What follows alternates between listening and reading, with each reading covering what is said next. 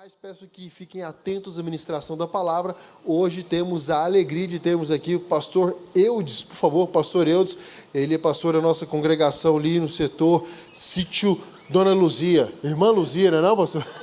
A irmã Luzia, amém? Você gostaria muito que você pudesse aplaudir o Senhor Jesus para a vida do pastor Eudes, estar aqui conosco, nos abençoando hoje com a palavra, amém? Amém. Lá é a irmã Luzia e tem uma maior que é a dona Aparecida. Mas tem um maior ainda, que é o Senhor Jesus. Graça e paz, irmãos. Tudo bem? Tem muitas coisas que a gente não pode levar para o nosso futuro. Mas tem uma que não tem como não levar. É a esposa, viu? Eu estava preparando a palavra lá em casa e pensando, né? Tem muitas coisas que a gente, do nosso passado, a gente tem que deixar para trás e dizer igual Paulo, deixando as coisas que para trás ficam, prossigo para o alvo. E olha que tem muita coisa que tenta levar a gente, puxar a gente.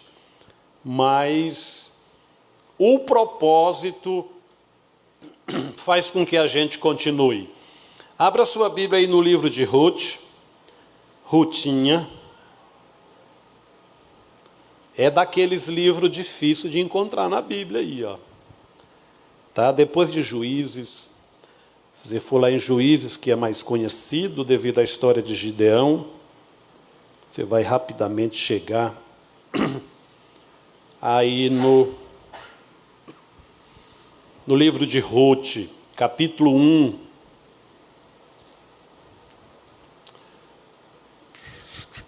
Nós vamos ler o verso 16 a 18. Ruth, porém, respondeu: não insistas comigo que te deixe, e não mais te acompanhe. Aonde fores, irei. Onde ficares, ficarei. O teu povo será o meu povo, e o teu Deus será o meu Deus. Onde morreres, morrerei. Ali serei sepultada. Que o Senhor me castigue com todo rigor, se outra coisa que não a morte me separe de ti. Quando Noemi viu que Ruth estava, diga comigo, decidida a acompanhá-la, não insistiu mais. Decidida. Nada removeu Ruth do seu propósito de ir para Israel, ir lá para a casa do pão, para Belém, mesmo sendo ela moabita, um povo completamente contrário à palavra de Deus naquela época. O nosso tema é esse, o que não levar para o futuro. Você pode repetir? O que não levar para o futuro. Tem muitas coisas que a gente já deveria ter deixado e algumas que a gente, às vezes até inconscientemente, insiste em levar, em continuar com esse fardo que já deveria ter deixado. Outras, a gente está bem consciente que já deveria ter deixado, mudado, rompido com aquilo, mas ainda há uma insistência no nosso emocional, no nosso psicológico, para se manter a isso. Primeiro ponto, não leve o passado. Como assim? Não levar o passado. Querer chegar lá no futuro. Querer construir algo e continuar dividindo a sua energia, seus dons, seus talentos, para administrar crises, danos, memórias, lembranças dolorosas do passado. Aí você divide a sua energia, você divide o seu esforço e aí demora muito para chegar lá. O sonho é um pequeno graveto que Deus permite nascer no coração e na mente da gente, para a gente realizar o futuro. A Bíblia diz que Deus chamou Abraão e por muitas vezes reafirmou a chamada. E eu pergunto para você, que necessidade tinha? Se sendo o Deus Todo-Poderoso que falou, e a Bíblia diz que ele não é homem para que minta, nem homem para que se arrependa, e precisava ficar reafirmando e repetindo a chamada. Isso é um princípio em toda a Bíblia, principalmente no Antigo Testamento. Deus chamava a pessoa, falava, impactava, e a sensação que a gente tem é que Deus distanciava e deixava a pessoa ir. Vai. Aí daqui a pouco Deus voltava, e ele tem muitas fórmulas para fazer isso, e ele jogava mais lá um pedacinho de lenha na fogueira. É realmente semelhante a você que está querendo cozinhar algo no fogão a lenha, aí você não precisa pôr toda a lenha de uma vez. Você tem um propósito com aquilo, aí você vai lá, coloca lá um graveto, coloca mais uma madeirinha e vai, todo aquele processo. Né?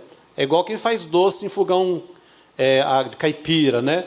Fica conversando com o rádio ligado, cantando, e uma lentidão, para que o negócio fique tremendo, abençoado.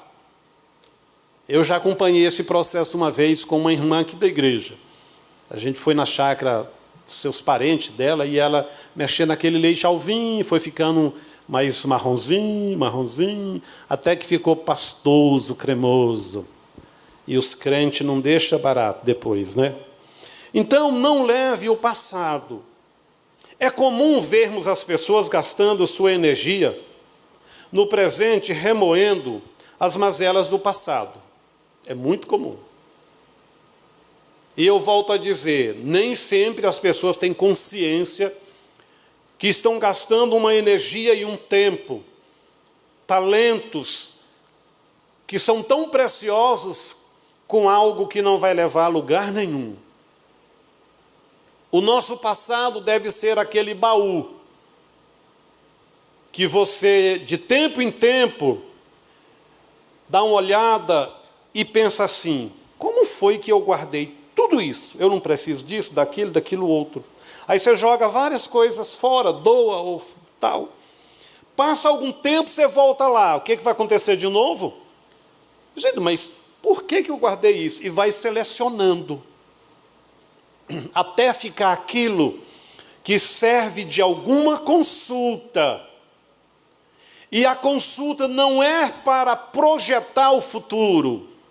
A consulta de hoje no baú das nossas lembranças, da nossa memória, não é para definir as coisas agora. Elas não têm, raramente alguma, muito assim raramente, têm uma força para o presente. Elas não fornecem energia para o presente. Elas apenas vão mostrar duas coisas. O nosso baú, o nosso passado vai mostrar duas coisas. A primeira delas, não devo fazer igual fiz. Esse tipo aqui que eu fiz não funciona para hoje. E na época que você pensou que teve um grande resultado, você vai observar hoje que foi mínimo. Que se tivesse um pouco mais de sabedoria, de criatividade, porque a gente vive usando as lembranças, não a criatividade. E isso faz com que a gente não desenvolva todo o nosso potencial. O diabo sempre vai trabalhar com você com o passado. E a Bíblia está cheia de ações de Deus, as pessoas se arrastando na autocomiseração e dizendo, Deus, me perdoa, eu errei. Será, pastor, me ajuda, eu estou me sentindo culpada. Será se Deus está me castigando, e etc, etc. E é por isso que na Bíblia Deus quase sempre não responde perguntas nossas. Ele faz outra. Sabe para quê? Para te dizer, meu filho, você ainda está chorando com esse negócio aí. Você ainda está ouvindo as vozes das suas lembranças, que muitas foram contaminadas pelo diabo, pelos seus próprios erros. Meu filho, eu estou na frente, vamos. Lembra da expressão? Deixe que os mortos sepultem os seus mortos. Porque nós vivemos permitindo que coisas mortas continuem nos matando. Coisas que não têm mais nenhuma valia diante de Deus, a gente permite que cause impacto na nossa vida hoje. E nos jogue lá embaixo a nossa fé, o desânimo, a prostração, a culpa, a mágoa. Então nós precisamos tomar cuidado. O sucesso do nosso futuro vai depender do quanto temos deixado do fardo do passado. Então, no baú do seu passado, consulte lá, e eu te digo, eu já fiz testes. Quando eu observo lá, rapaz, com isso aqui eu aprendo como não fazer atualmente, e que isso aqui eu achei que tinha dado grande resultado, não deu. Segundo, consulte só para você ver o que diz Apocalipse. Apocalipse nos dá uma direção muito interessante. Até existe um hino de um grupo famoso aí que fala assim, quando o diabo vem te acusar, lembra do futuro dele. Vai lá no Apocalipse, irmão. Apocalipse diz todo o futuro do chefão e dos seus criados, dos demônios.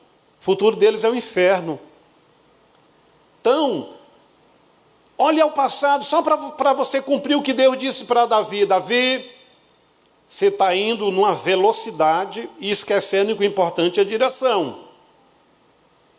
Davi, desacelera e fica atento, faça uma boa leitura do momento e tenha discernimento, porque o importante na vida não é a velocidade, é a direção. Qualquer veículo, estando na direção certa, qualquer avião, qualquer navio, rápido ou devagar, vai chegar lá. Vai chegar. Recente eu vi uma comparação, um acidente.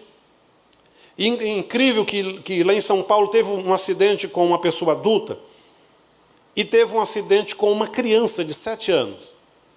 A criança se solta da mão da mãe, é uma avenida larga, e ela atravessa.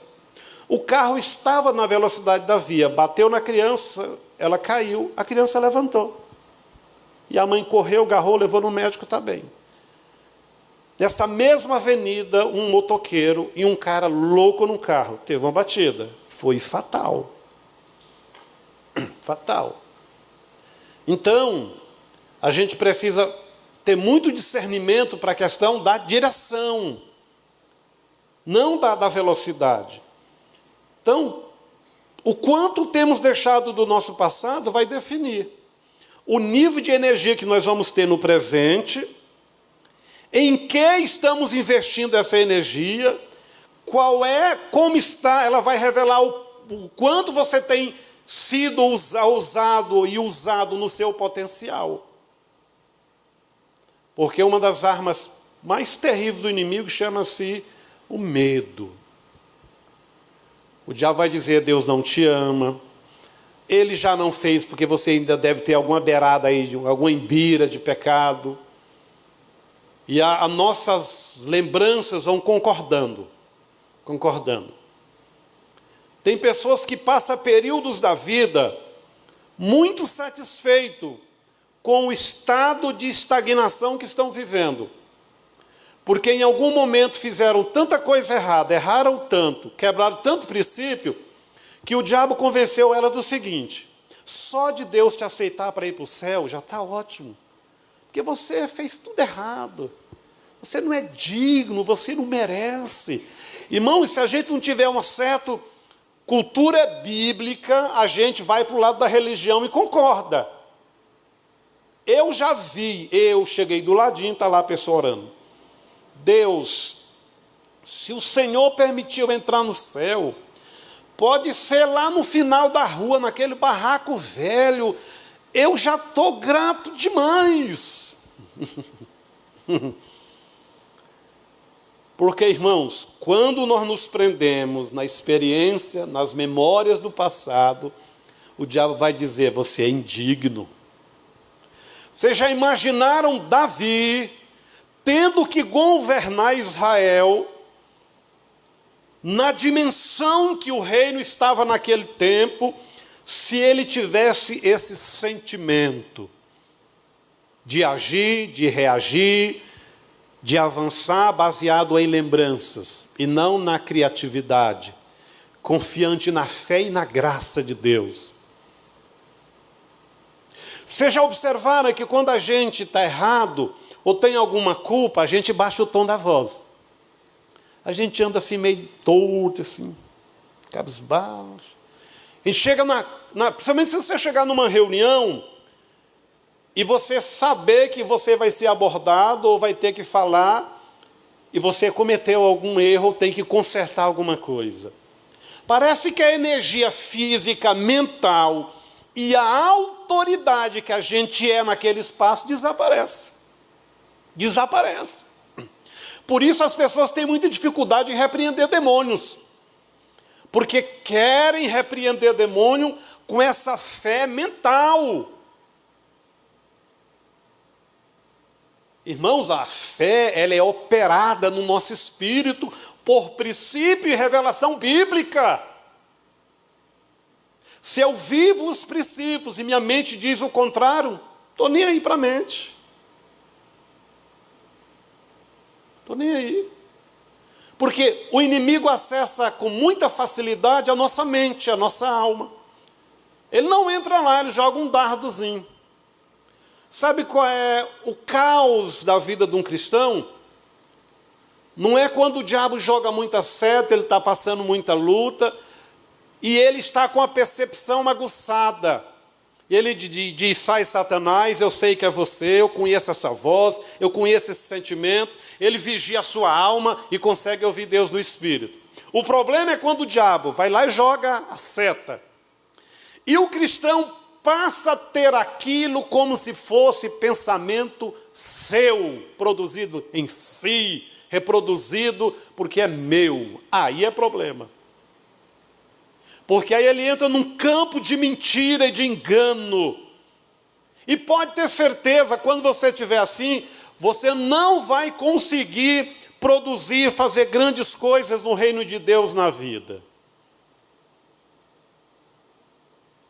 E normalmente essa bagunça na nossa alma acontece quando a gente não define as coisas, não fecha os círculos da vida. Deus sempre trabalhou no Antigo Testamento, pondo fim. Até hoje foi isso.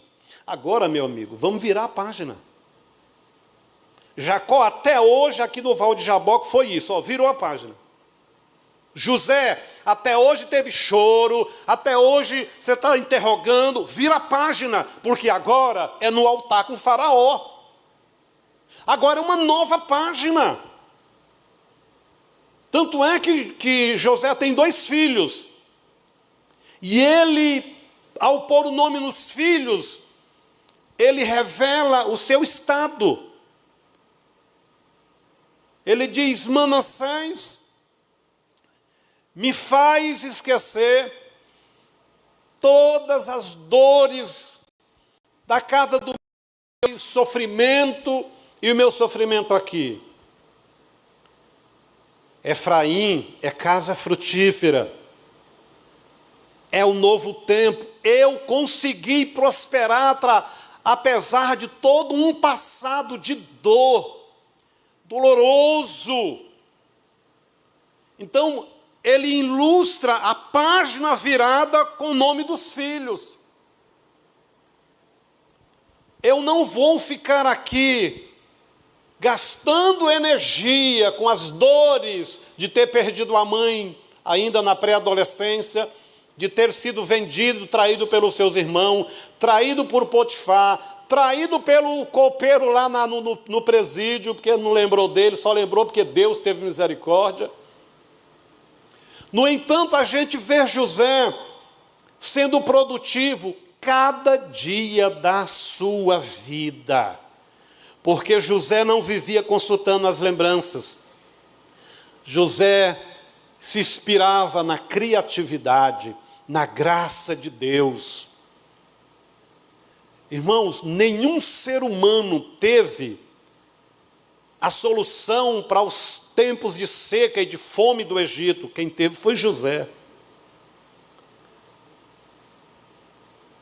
E José não ficou pensando assim: agora vai chegar a minha vez, os meus irmãos vão vir aqui, porque tem fome em toda a terra. Ele nem se permitiu ficar acessando essas lembranças, porque ele estava focado em construir um futuro, um legado que abençoaria toda a terra. E profeticamente ele ali representa Cristo. José alimentou o mundo materialmente, preservou a vida física. Jesus veio e alimentou o mundo espiritualmente e dá o direito de vida eterna. De vida eterna. Então na teologia acho que chama antitítipo, uma coisa assim. Faz tempo que o seminário está para trás, né? Apesar de eu estar muito novo. Carregar o fardo do passado é usar a energia de hoje de forma equivocada. E isso vai impedir a construção do futuro. Se usar a energia hoje equivocada, sem discernimento, sem visão, sem propósito, vai atrapalhar. Diga comigo: mudança é prova de confiança no amanhã. Quem não sonha, não confia no amanhã, muda? Não tem porquê. Não tem porquê. Quando decidimos mudar, estamos dizendo tanto a Deus quanto às pessoas que cremos no amanhã. Essa é uma linguagem sem palavras. Quando a gente olha para o que era uma pessoa e vai vendo as mudanças, ela precisa falar para a gente: ei, você percebeu que eu mudei? Ei, eu mudei. Não precisa. Quem é que vai falar das mudanças? Quem está no dia a dia. Não, fulano agora mudou mesmo. Não, fulano agora tomou rumo. Não, agora o casamento vai. Não, agora o cara aprendeu a fazer negócio. Não é assim? Porque eu não preciso ficar falando. As pessoas vão falar. Irmãos, a única necessidade de Deus é que creiamos nele. E sabe qual é o único prazer de Deus? Que você creia nele. Deus necessita que você creia nele. Deus tem prazer quando você crê. Sabe por quê? É porque Deus tem alguma necessidade? Não, é porque é o único meio de você ser abençoado. Se você não crê nele e não produz esse prazer pela fé em Deus, não vai ter nada para você. É por isso que tem a lista dos heróis da fé. E o grande segredo dos heróis da fé não é Deus fazendo através deles. É homens comuns, simples, em tempos, situações adversas, fizeram coisas extraordinárias pela fé em Deus. Em Deus.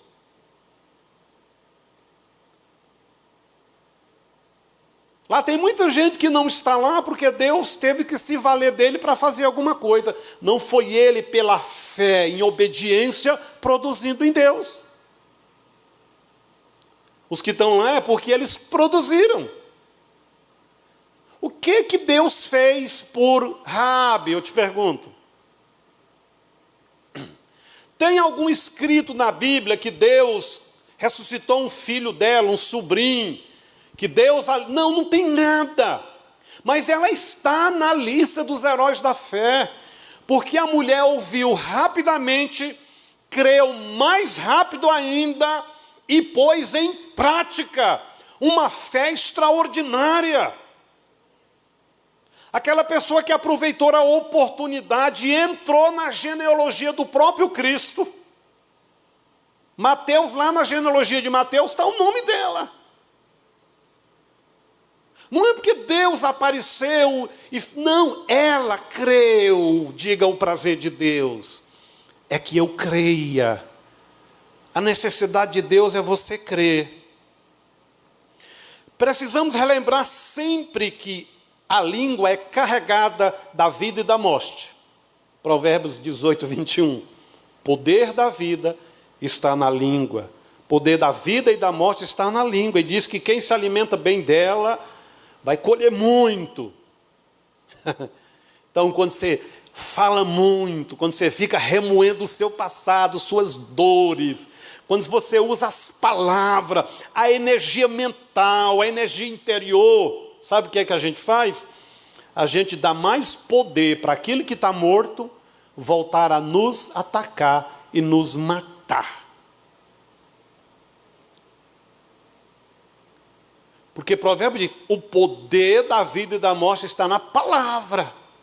Prova disso é o que Deus fez em Gênesis de 1 a 3. Criou tudo pela palavra falada. Até que o profeta Ezequiel, no capítulo 37, seu livro, do Vale de Ossos Secos, até o momento que ele não abriu a boca, não aconteceu absolutamente nada.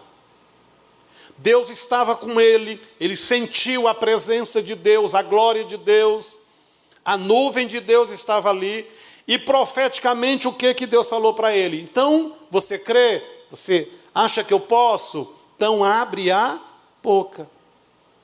Porque o poder para aquele povo receber vida estava na ação, no que o profeta liberaria do seu interior com palavras.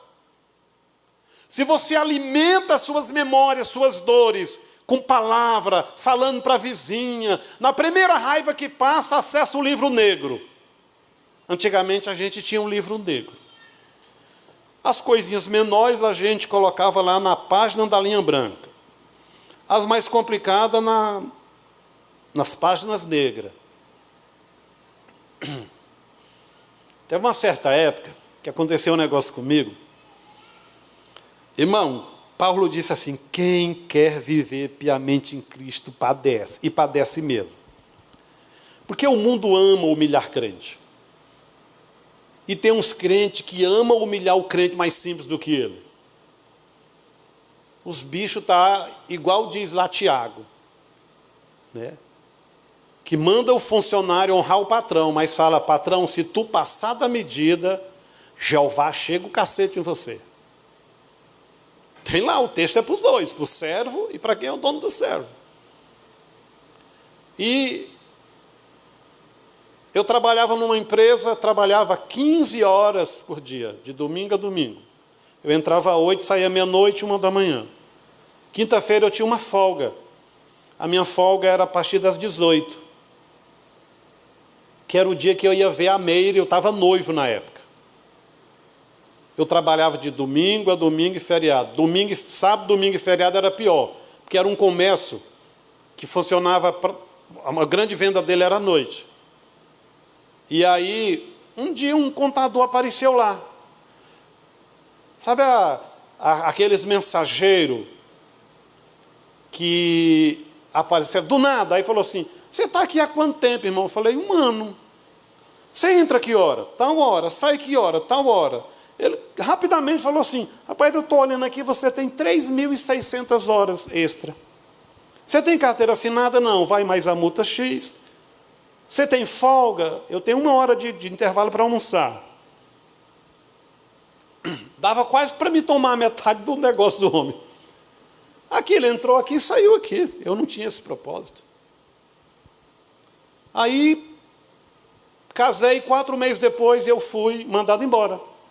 O patrão chegou em mim e falou assim, olha, um casal que trabalhou aqui, que mudou de estado, voltou para a cidade, e eu pagava para eles o mesmo valor que eu pago só para você. Então, eu vou contratá-los de volta, que é 2 pelo mesmo valor, e aí eu vou te liberar. Eu falei, sem problema.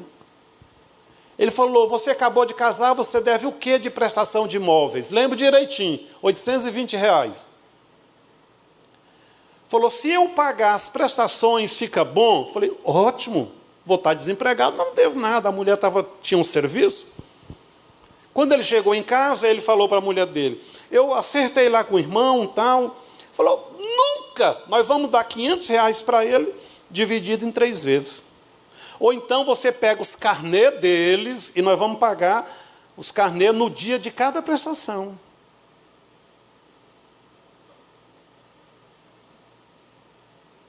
Na hora eu acessei uma Memória, o contador. Aí ele foi lá num pastor e falou para o pastor: olha, o irmão eu está querendo me levar na justiça. Ele tocou o terror. O pastor foi lá na igreja, lá na minha casa. Eu falei: então, já que você deveria estar cuidando da sua igreja e está dando ouvido a mentiras, você virou menino de recado, então agora você vai levar um recado de volta. Você fala para ele que ele tem amanhã até 5 da tarde para mim pagar os R$820. Ou aí eu vou cumprir o que ele está falando que eu vou fazer, porque eu nem tinha pensado. Irmão, meio-dia o dinheiro estava lá em casa. Aí sabe o que ela fez? Na outra semana eu vim embora para Goiânia. Ela pegou o meu nome, colocou num papel, dobrou e colocou debaixo do joelho, meses após meses. Meses após meses. E dizia para os pessoal: está debaixo do meu joelho, não prospera, vai pagar. E aquela discurso de religioso besta, de feiticeiro, né? Isso é feitiçaria, irmão. E praga de urubu mago diz que não pega nem em boi gordo, imagine num magrinho que corre. Na época eu pesava 60 quilos. Irmãos, Deus só me abençoou em Goiânia. E a irmã me ligou desesperada: irmão, eu de jejum 1 hora, quebra a maldição, fica vigiando. Eu falei: irmã, vou comer, porque aqui o Goiás tem muita verdura, o clima é bom, a carne é boa, deixa essa macumbeira tocar o barco, porque eu fui, irmão, de terreiro de macumba. E a minha irmã ajoelhava, eu saía na segunda, na quarta e na sexta para ir para o terreiro de macumba, 7 da manhã, da noite. E minha irmã, nova convertida, ajoelhava no quarto dela, era no mesmo lote. E eu, minha mãe, no terreiro de macumba, 6 meses, toda vez que o guia manifestava, não colocava a mão em mim. Minha mãe tentou desenvolver a mediunidade de todo jeito, não conseguia, porque uma nova convertida estava de joelho orando, nenhum demônio colocou as mãos sobre nós. Nenhum. Então eu vou temer o hoje. E o pior, vou temer o passado. Eu não vou acreditar nas mentiras da minha alma, nas sofismas do diabo, não vou. Eu tenho Deus. Vamos lá, ressuscita.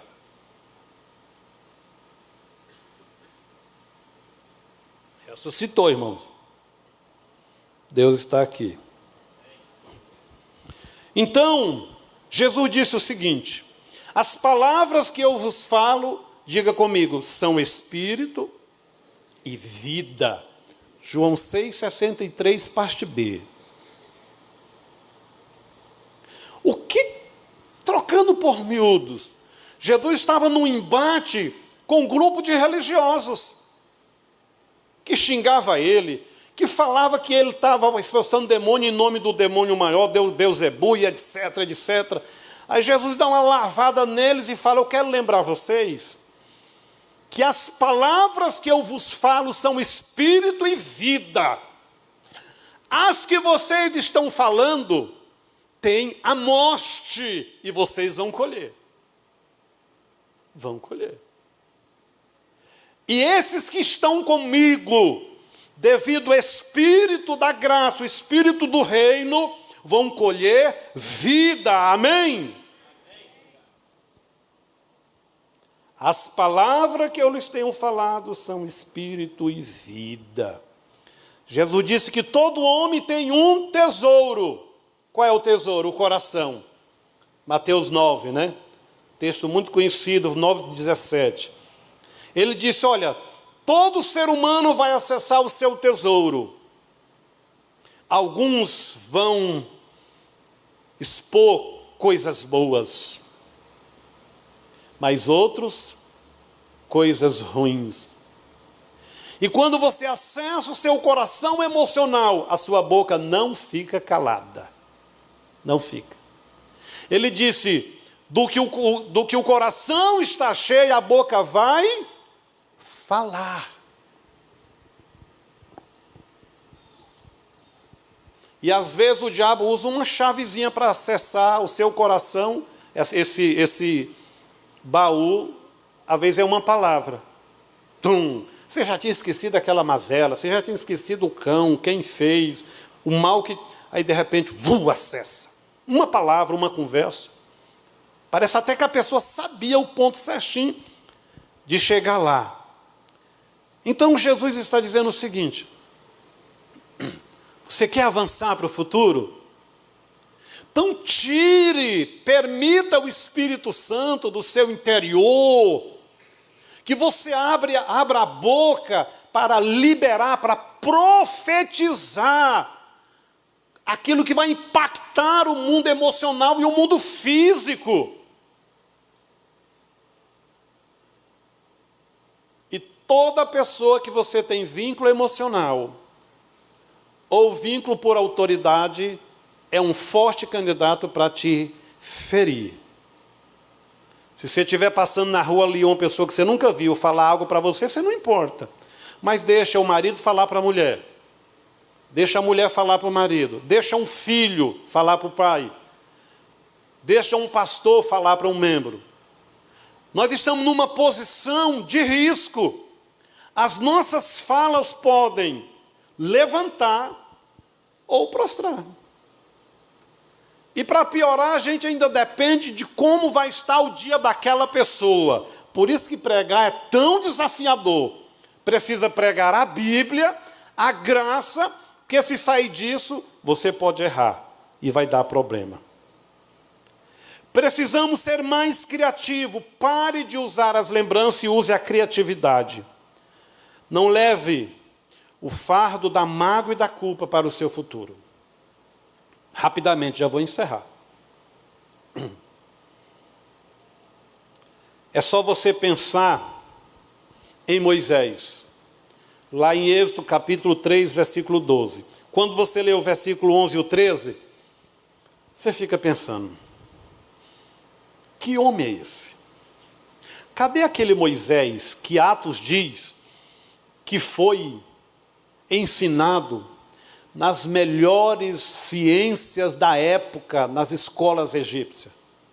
Cadê aquele grande guerreiro que fez do Egito uma superpotência comandando o exército egípcio? Flávio José fala muito disso no livro A História dos Hebreus. Deus disse: olha, eu sei que você está prostrado com a culpa, 40 anos de culpa, porque ele tentou ajudar um judeu e matou um egípcio. O cara não conseguiu libertar nenhum e ainda causou um dano. A culpa. Moisés não tinha sonhos, não tinha futuro. Para ele estava ótimo cuidar das ovelhas do sogro. A culpa afundou a vida emocional dele e os seus sonhos. Não, tá bom, já tem 2 meninos aqui, uns bruguelos, tem umas ovelhas aí, não está passando fome, tá bom. A culpa faz isso. Mas Deus aparece na sarça ardente, e aí Deus diz para ele assim: você vai libertar Israel. Ele fala: Senhor, arruma outro, eu não dou conta não. Eu não sei falar. Aí Deus repete novamente o processo lá na frente. Ele diz: Senhor, manda o Arão, o levita. Ele fala bem. Me esquece. Em outras palavras, nem eu acredito em mim mesmo. A gente passa épocas assim. Que a coisa que a gente mais quer é morrer, desaparecer, virar fumaça. Um dia desse eu estava pensando, já imaginou se tivesse aqueles fornos que crema pessoas em qualquer lugar? Irmão? E aparecer muita cinza lá que o pessoal, eu não vi a hora que entrou. Fulano estava tão estressado, estava tão para baixo, tão ruim que ele pulou dentro do forno. Ia ter lá DNA de umas 500 pessoas. Rápido. Porque a culpa. No entanto, irmão, Deus não acessou em nenhum momento o passado de Moisés. Deus sempre trabalhou na afirmativa do presente. Você vai eu estou com você, Arão vai estar com você, eu vou despertar a liderança de Israel. Vamos, rapaz! E ele vai. Então, o segredo para você tratar com a culpa no presente e ela não estragar seu futuro é começar a fazer. Pai, e se eu for orar e o demônio me acusar? Acuse. Aí você se agarra com ele e fica os dois brigando o dia inteiro. Eu morria de medo de expulsar demônio. Aí eu falei, rapaz, eu vou consagrar a minha vida e vou começar a evangelizar. E vai aparecer pessoa possessa. Foi dito. E se eu não conseguir, eu vou ficar lá o dia todo até eu aprender. Eu não vou desistir. A primeira vez manifestou numa menina de 15 anos, foi 3 horas. Ela me deu tanto tapa, me arranhou tanto. Falei, mas eu não desisto, se amanhã aparecer outra, eu vou até aprender. Até aprender. E eu não desisti. A mágoa. José tinha tudo para ser podre, para ter uma alma amarga, ter todas as suas energias sugada, apagada. No entanto, ele está lá no presídio e revela o sonho do copeiro e fala assim, olha que coisa interessante. O dia que você estiver bem diante de Faraó, não precisa ser amanhã, não. O dia que você estiver bem, as coisas estiverem ajustadas, você ganhar confiança, fala com ele a meu respeito, eu estou aqui, não devo nada, eu não fiz nada. Passou 2 anos.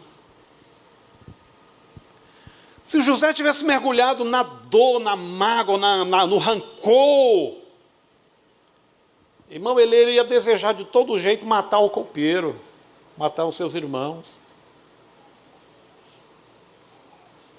O inimigo quer que a gente fique adoecido com um propósito: você não ser abençoado, nem ser instrumento de bênção. Irmão, quando ele nos fere, o alvo dele não é a gente, é o propósito de Deus. E o propósito de Deus se revela em muitas áreas. Às vezes o seu casamento é parte do propósito de Deus, muito importante. E ele, às vezes você pensa, o diabo está perseguindo meu casamento, ele está perseguindo, é o que esse casamento pode fazer. Essa forma que você cria filhos, que dá exemplo, que pessoa se inspira, o diabo não gosta, ele vai atacar. Mas ele não está atacando meramente o ser físico, a sua condição mental, ele está atacando o propósito de Deus. Mas João diz, lembre que maior é o que está em vós, que está em nós, do que o que está no mundo. Lembra o que o diabo disse para Deus sobre Jó? Eu não posso tocar em Jó. Tu cercou ele, por cima, dos lados, por baixo, eu não tenho como. E ele te adora porque o bicho é sujo, né? Porque ele tem tudo. Então, irmãos, para de dar ouvido a coisas e carregar fardos que nem Deus lembra mais. E não deixa o diabo frustrar o propósito de Deus na sua vida, nem abater você no desânimo. O diabo usa armas muito eficazes, desânimo é uma delas. Mágoa é outra, pessoa que se magoa com tudo. Tem até um livro famoso chamado A Isca de Satanás. Qual é a isca? Você ficar magoado. A pessoa não deu um bom dia, você ficou magoado. Então, se coloque de pé, eu quero fazer uma oração. José não foi parado pela mágoa. Ele foi produtivo em todas as apesar das circunstâncias. Ele produzia no presente. Davi cometeu muitos erros na sua trajetória, mas nunca deixou a culpa, a mágoa, as feridas destruir o seu futuro. Lembra lá em 2 Samuel 12, que os comandantes, os seus ministros, ficam com ele orando e jejuando, porque o menino, de uma gravidez complicada, estava quase morre, não morre. Aí Davi orou e jejuou, tirou a roupa, humilhou. O menino morreu, sepultou. Davi levantou, tomou banho, pôs vestes novas, se perfumou, foi no templo, adorou, voltou para casa e fala assim: põe o almoço aí, mas põe no 12. Quando os seus ministros viram, falou: mas que rei mais doido! O senhor não tem sentimentos? Enquanto o menino estava vivo, você estava aí chorando, se lamentando, jejuando, se quebrantando. Agora você está agindo com tanta naturalidade, já vai produzir, já vai... Não! Ele disse: enquanto o menino estava vivo, havia esperança. Agora morreu, eu vou encontrar ele na eternidade. E vou voltar a cumprir o propósito de Deus. De Deus. Se Davi tivesse ficado acessando sua culpa, os flagelos da alma, o reino de Deus iria sofrer. Iria sofrer. Não mude. Não faça curva no propósito de Deus por causa de pessoas. Ah, mas eu estou lá no ministério e não sei o quê, e não sei o quê. Esquece. Todo processo na vida tem um tempo de maturação. Talvez todo mundo não te vê, ou todo mundo te acusa, para que você aprenda a fazer a leitura. Eu tinha um amigo que juntasse 20 pessoas e falasse que ele estava errado, ele falava: não, vocês não estão entendendo. E ele estava certo. Eu falei: rapaz, tu está igual um cara que eu conheço famoso no Brasil, casou 7 vezes e nenhuma das mulheres que prestava. Ele é bonzinho, casou 7 vezes. Então, vamos aliviar o fardo. Lembra do livro famoso de John Bevere, Aliviando o Fardo. Porque Deus, nós estamos nos cobrando de coisas que Deus não está cobrando. E o diabo conta que a gente continue para quê? Para você se tornar improdutivo. Não sonhar.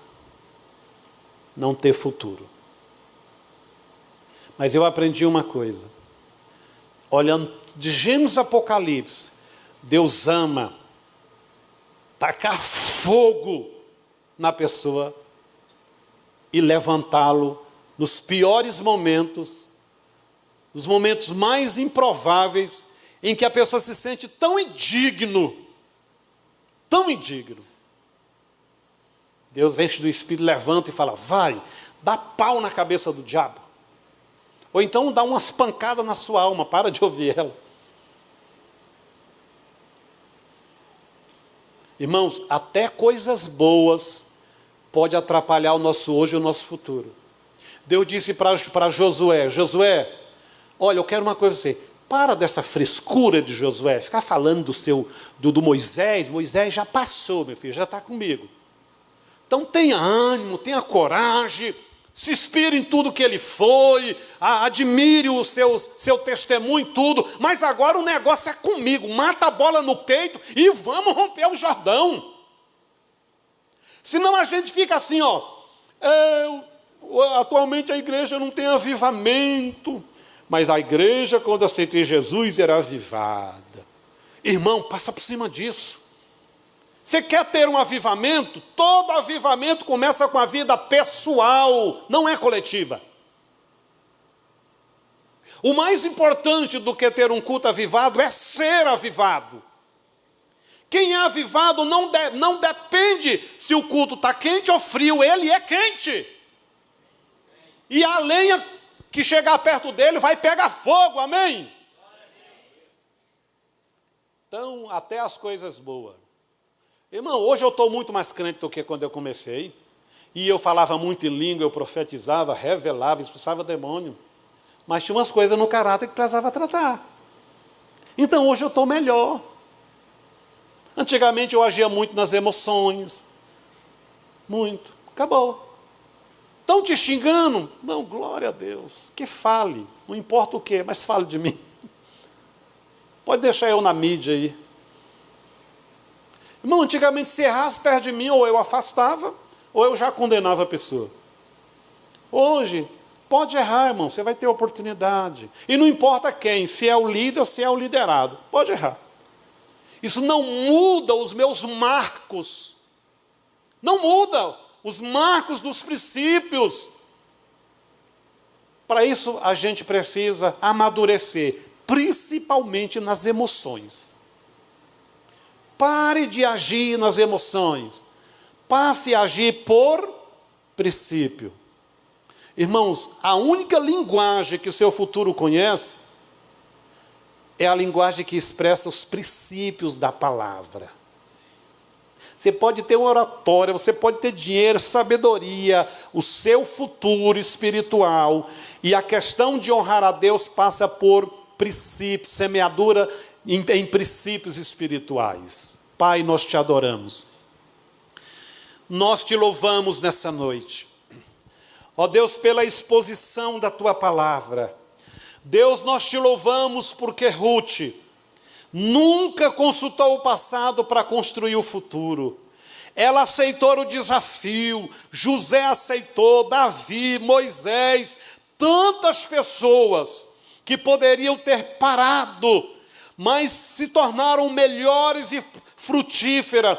Ó Deus, que o teu Espírito nos levante nesse tempo, um tempo de medo, de abatimento, o tempo que o mundo está convulsionando, de tantas mudanças na geografia política. Ó Deus, em todos os lugares há vento, há vendaval, mas nós estamos no Senhor e continuaremos, porque o que prometeu é fiel e voltará e cuidará da igreja e nos abençoará. Diga: eu creio e vou agir assim. Aplauda o Senhor.